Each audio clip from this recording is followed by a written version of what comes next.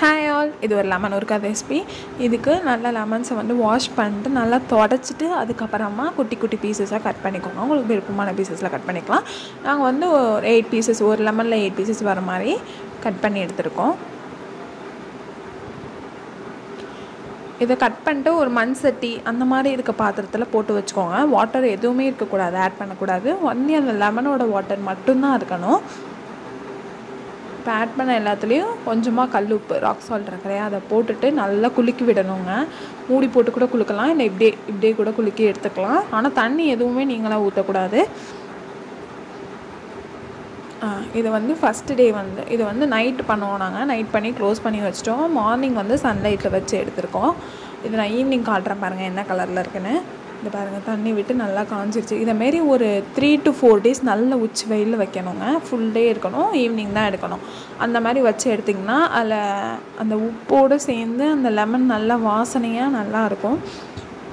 தண்ணி எதுவுமே இருக்கக்கூடாது.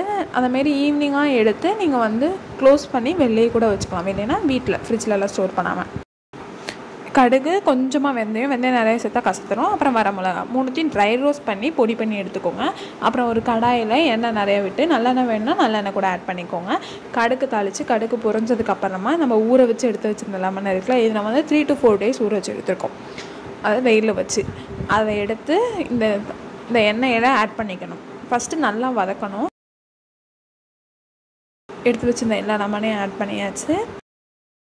இப்போ ஹோலாக ஒரு வாட்டி நல்லா வதக்கி எடுத்துடணுங்க. பார்த்தீங்களா லெமன் எப்படி கலர் சேஞ்ச் ஆகிருக்குது, நல்லா தெரியுதா?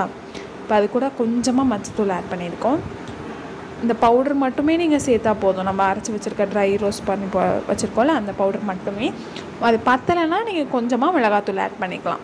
இப்போ லெமன் சேர்த்து கொஞ்சமாக வதக்கி விட்டு எடுத்து வச்சாச்சு.